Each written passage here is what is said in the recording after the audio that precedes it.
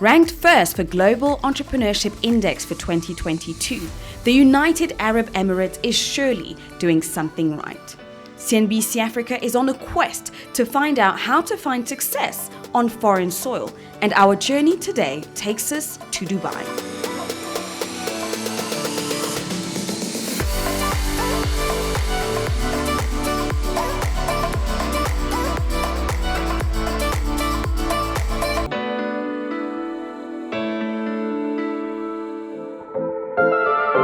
Setting up a business in your home country can be a daunting task. Moving to another country with cultures and regulations different to what you grew up with is a challenge on another level, but not impossible. CNBC Africa spoke to several entrepreneurs and business leaders who have made success in Dubai, and we talked about the challenges and the growth that they experienced. Our journey first led us to the doorstep of Nigerian-born entrepreneur who decided to unselfishly share authentic African cuisine in the busy, populated city of Dubai. Joe, thank you so much for having me here at your wonderful establishment, Kiza. So I really want to hear more about your story. How did you go about creating an African experience here in the middle of Dubai? Oh, thank you very much, Tanya, for coming to speak with us at Kiza Dubai. It all started, I came to Dubai first in 2005, and I kind of fell in love with the place. And since 2005, I've been coming to Dubai at least twice every year before I decided to move to Dubai almost 10 years ago. What I noticed was that there was a gap in the market. Yeah, we had a little bit of African representation, but not at this scale. So when I moved over, I partnered with a friend of mine who originally started this whole idea from a place called Bor Dubai in the older part of Dubai. And then we decided to move to the DIFC, and we said, why not put an African representation in the financial hub of Dubai, where you have so many other top-end restaurants. So we decided to move here in 2014 to tell the African story through sight, sound, and taste. So music, fashion, lifestyle, and of course food, which is a big part of the African culture. Absolutely, so 360. But 360. Tell me, was it an easy process? Nothing is easy. Nothing good comes easy. So we had to do what we had to do to make sure that we put what was necessary in place to be able to tell our story on this level. So tell me, what was the hardest part? I mean, from actually getting the idea, creating the concept, finding a location, getting foot traffic, the clientele through, at which point did you feel that you were the most challenged? It's introducing the African cuisine to the diaspora that live in Dubai. You got over 200 nationalities in Dubai. To be able to say, when you talk about certain cuisine, they know about it. If you say French, Thai, Italian, they have an idea. But when you say African, they're kind of lost. So we had to educate and expose the cuisine to not just the expat community, but also Africans. Because what we also noticed that if you're South African, you don't have a clue of what the East African cuisine is all about, or the West or the North. Yeah, so we created, which is a shame, so we created a central place where you can come experience and travel through the whole continent, trying the food from different parts of Africa. So it's like you have a double agenda, a double challenge. On the one hand, you have to introduce Africa to Dubai and the rest of the world, but also reintroduce Africa and what it means to be African and the variety that we have on the African continent to the African diaspora that is present here. Now, in terms of your current clientele, what is the composition of that? First of all, the primary market, Africans. That live here and transit through Dubai, which is a fantastic hub. Wherever you go in the past 3 years, to spend a couple of days in Dubai, they want to feel home away from home as the transit, and those that live here, as I said earlier on, come here. But it also cuts across expat community, foodies, Afrocentric people, experts that have lived in Africa, that carry Africa everywhere they go. They're so happy to come experience the nostalgia of what they had in their different postings in the different parts of Africa. So it cuts across board from the locals to the Africans and the rest of the nationalities that live here in Dubai. What about investments, setting this up? Did you come in with your own funds? Did you raise funding here locally? I've been an entrepreneur for quite a number of years, since about 1990 when I left university. I've done a whole number of things. So our initial savings was what, from our different businesses, was what we brought into this. So we've been kind of bootstrapping for quite a bit to prove the concept and to let people know that this is possible. So you put your own skin in the game, most definitely, as we like to call it. Most definitely. And so, because Kiza is not just a restaurant, like you said, it spans across. We've got restaurant, we've got bespoke tailoring. You're hosting events here. What is the vision? Where do you see Kiza of the future? Kiza is a lifestyle company. That's what we see Kiza as. Having done 10 years in the entertainment and hospitality space this year, we turned 10 this year, which for us was a very great achievement to be able to tell, and the privilege to be able to tell the African story to diaspora. We decided to morph into a lifestyle company, so we've introduced other offerings, bespoke tailoring, real estate, and private jet charter. So it becomes a lifestyle company. Those are quite some ventures there. Most definitely. I want to go back to the business side of it. So 2005, you start coming twice a year. Eventually, you fully move in, yes. Fully set up shop, and now you end up with an establishment that is welcoming different nationalities, different cultures from across Africa. How do you go about building a team here locally? And I'm particularly quite interested to hear about how you build your chef team, because we're talking about different cuisines. I had a look at your menu and I saw Senegalese food, poulet yassa, I saw Kenyan food, Nigerian food, South African food. So how did you go about actually recruiting your chefs? Right. The vision that we had from beginning was that if you come to Kiza and taste any of the local dishes, it has to taste better than what you get in your country. That so that was a big task and a big vision we set for ourselves. So for example, if you're West African, your palate is already conditioned for that kind of food. So we had to get a West African chef to be able to create the original, authentic taste for West Africa. Same we did for South Africa, the boerewors, the pap, the chakalaka, and all the rest, oxtail and all that. We had to get someone from Southern Africa that can prepare according to the local palate. Mm-hmm. It's been a process. It's try, and we're still trying, because you never get a perfection. It's an ongoing. Do you see Correct. yourself opening more outlets?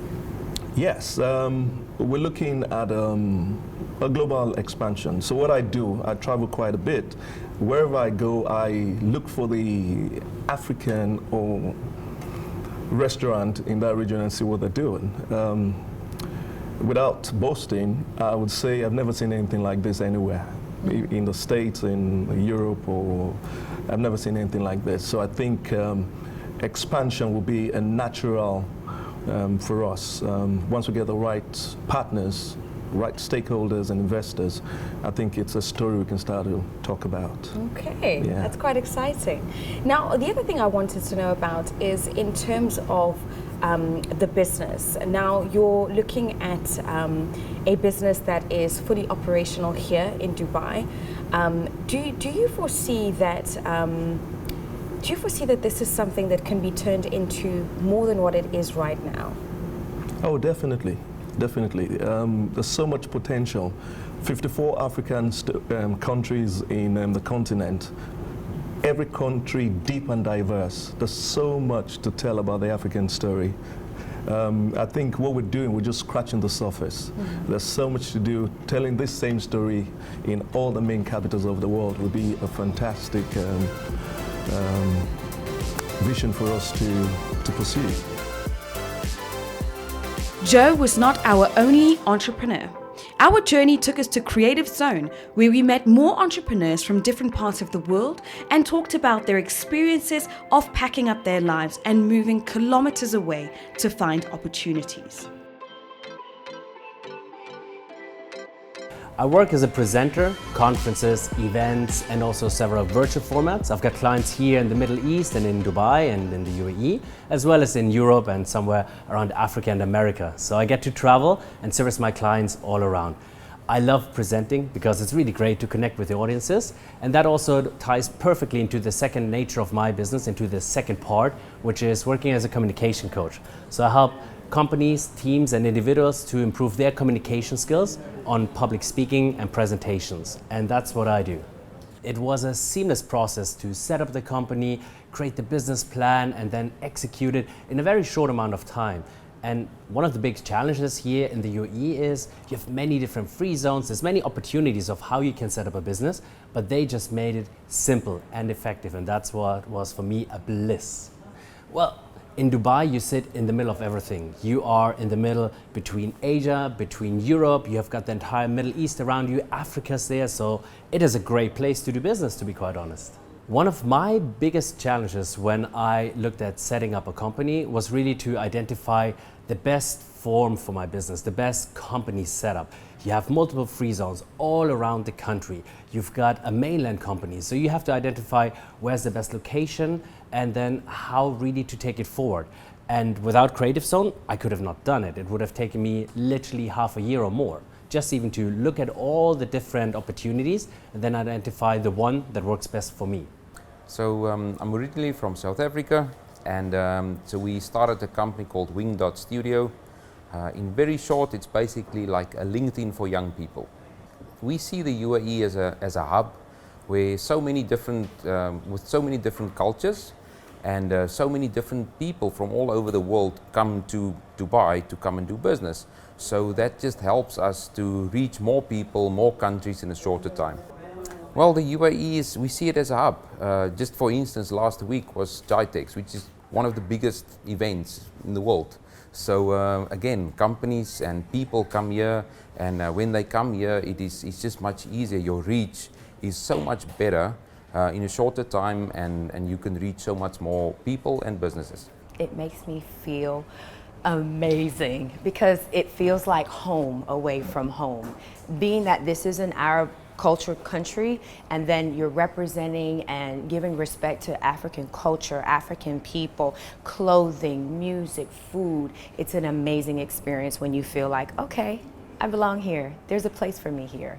It's really wonderful. COVID, the last 2.5 years that have completely blown our world up and frustrated quite a few industries and had disastrous human lives impact. What was it like for you here? Same like in a lot of the climes around the world. We had a total shutdown for a number of months, but I think we are privileged and lucky to be in the UAE. We bounced out quicker than the rest of the world.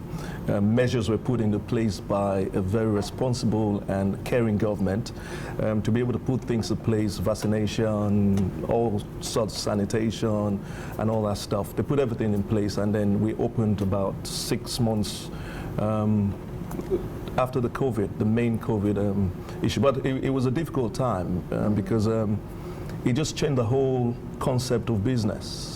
Yeah. I used to come sit here alone in the restaurant and look at an empty restaurant, and I used to tell myself, hey, you know what, I need to add some digital input to the whole thing so that at least you can still do business without people coming to the restaurant physically. So we increased our distribution network, takeouts and all that kind of stuff. So we, during that period, concentrated more on deliveries.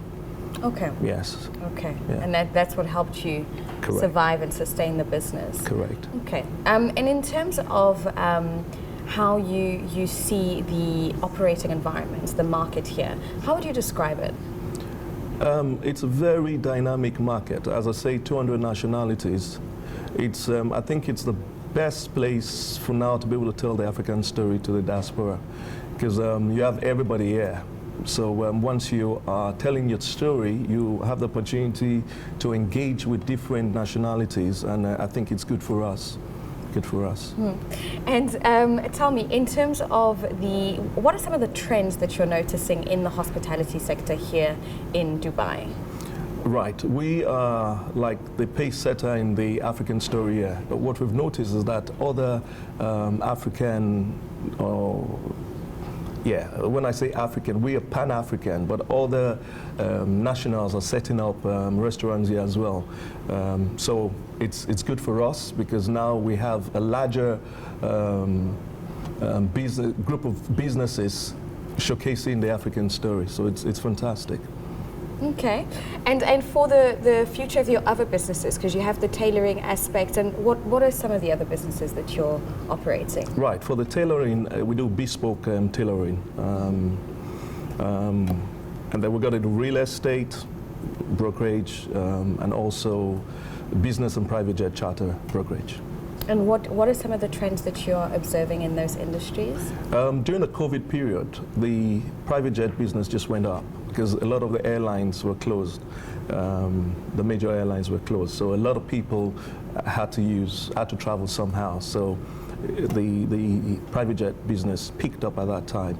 And I think with all the activities happening in the region, the World Cup and all that, there's going to be a big demand for private jet travel and charter. So we're positioned ourselves to be able to take advantage of the opportunities that is presenting itself. What would be the number one tip that you would give to, let's say, a 10-year-old Joe? Follow your passion. Be courageous. Because sometimes you're following your passion, a lot of people will not understand the vision because the vision has been given to you. So it's a lonely walk, but you know what? If you believe in yourself and your passion and you're ready to bring value to the table, you'll be rewarded. And is there anything that you have learned over the years that you have kept as a fundamental part of the way you do business? Number one, integrity. Keep your word. Number two, relationship. Make sure, business is about people serving people. Make sure that you create fantastic relationships with people. Bring value to the table. Don't ever underestimate people or think they're stupid. No, they're not. They are pretty smart. So you must bring value to the table most times. And that's an important part as well. I think that sometimes the social media world in which we live wants to portray I know everything and entices people to show a version of themselves which isn't necessarily who they truly are. And in what I'm hearing is really just try to do your best, bring value, and commit to what you're doing. True. Yeah. It's true. Social media is good and it's also funny because you see a lot of people portraying themselves as, in quote, successful, but when you go close, there's no substance. But I say build the substance first and just use the platform to showcase what you do. Yeah, that's a great tip. Yeah. I like that one. Now, there's something else that I wanted to know from you. In terms of the investments that you make and the ventures that you build, what for you makes a good investment case? For me, a lot of the things I do are just a reflection of the way I live my life. So your life is your style and your style is your life. So the different businesses I do is what I enjoy doing.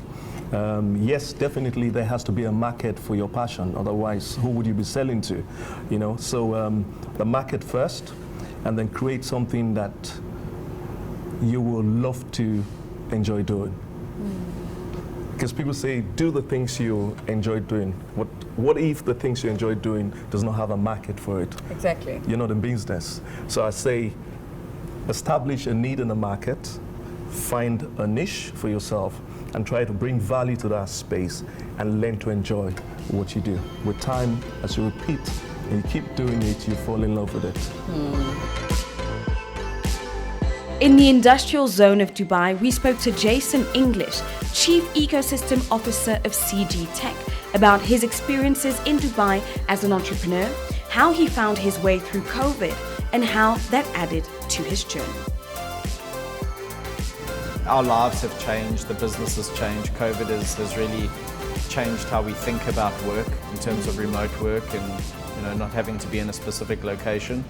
So yeah, for me personally, the kids are settled and that's quite important, and they're really enjoying it here and they're really flourishing, and so I think it would do more damage to go back. I'm flexible, I can travel wherever I want to. My wife's business is still running in South Africa, so she's running it purely remotely from here. Wow. And she's got a great property company in South Africa, and so no, I think I don't see why we would go back now, other than obviously the heart is still there. But the reality is we have big companies here, we've got a big business in the UK now, and so yeah, it's just load shedding and all these challenges that you have in South Africa, like it kind of makes you think differently about going back. And one thing I'm quite curious to hear from you is you hadn't planned to come here, and it is a different environment. Did you find that operating on a business level culturally was different? Did you have to adapt in any way? I think the one thing that as South Africans we have is the ability to work with different communities. Like I noticed that big time. Fortunately, I've had experience in the Middle East before because of my previous corporate business. I spent a lot of time in the Middle East, specifically Saudi, Qatar, and all the places around Dubai. But look, South Africans are generally very accommodating and tolerant of different personalities, different cultures. We understand them a lot better than I think many people do, just because of our background. And so I wouldn't say it's necessarily hard. In fact, what was hard for me was stepping in and finding the way that people were being treated. That actually was more of a challenge for me. So, there wasn't necessarily the same respect for different cultures. There wasn't necessarily the same tolerance for different cultures. And I think that was something that I really focused on doing here in the Middle East. And so, we've really pushed to ensure that, it's as fair standards as possible, that accommodation and camps are really well fit for people. Everybody's got branded clothing and branded overalls, and, they get, the basic benefits that we can give them, Wi-Fi and laundry and that sort of thing. And that's not necessarily typical for the Middle East. It's certainly evolving and it's changing, and there's governments are really pushing the behavior of sort of clients that work in the region, but it's still an evolving society. So yeah, I wouldn't say it was a culture shock, but I think that there was a lot of work that we've certainly done to make it more palatable for me, I guess, as a South African.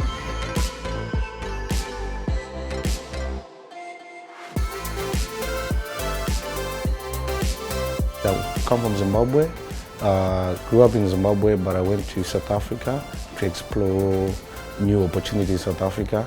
I spent almost a decade in South Africa in the underground music scene. Then I decided it was time for me to move along. So I decided Dubai is maybe the center or the hub of the world. So then I decided to come to Dubai, where it's central to anywhere. If I need to move further to another place, then it's easier for me to just jump from Dubai to a new place. I think the freedom to express yourself, because I think it's one of the safest cities in the world.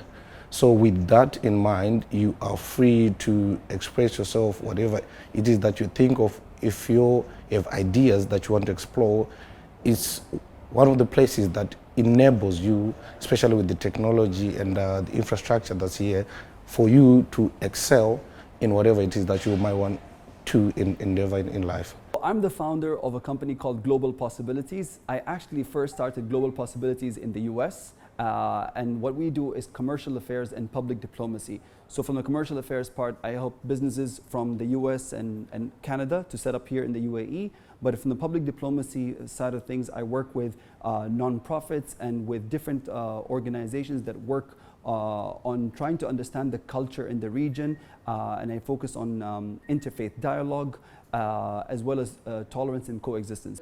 You know, the business climate in the UAE is one to be envied, I think, around the world, because even with the pandemic and after the pandemic and what's going on in the region, the geopolitical situation in the region, the business in the UAE is just flying. And the reason is, I think the government in the UAE was able to show how its governance, security, the processes, and how they're able to bring all these people from around the world to come and do business here with almost no corruption. And I think that is what attracts people to come and do business here. And with the inflow of money that's coming to the UAE, this is the time to be here.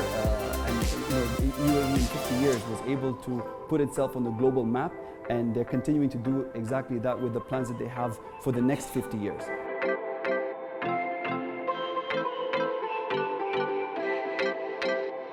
What's the best thing about operating in Dubai? Everything works here. And then you have the market to tell your story. But the main thing is that everything works. Yes, the government is so pro business that setting up a business in Dubai is pretty straightforward. And then utilities, fantastic roads, fantastic security, which is like the number one for us, that we enjoy here. Yeah. It's just a beautiful place to be. And in terms of advice, yes, to the viewer that is interested in setting up a business in Dubai, perhaps in the hospitality sector, perhaps in the fashion industry, what advice would you give them? Dubai is high octane. What I mean by that is that the standards here are very, very high. Mm-hmm. The government sets the highest standards. So if you're coming from the private sector and you want to come set up here, you must bring here your A game. Everything in Dubai is big, is the largest, is this and that. The same thing. It gives you that can-do attitude. And it takes the word impossibility out of your dictionary. Mm-hmm. So when you're coming here, make sure you're coming here to bring value on the highest level on whatever area you choose to play in, whether it's hospitality, whether it's fashion, whether it's logistics, whatever business you want to bring into this space, just bring your A game and understand the market and see the needs and the openings available where you can add value and hopefully get rewarded. Brilliant. Well, thank you so much. Thank you for very your time much. and for sharing your insights. Thank you very much. It was a pleasure it's been a pleasure. chatting to you. Same here. Same here. Thanks, Thank you. Joe. Thank you, Tan.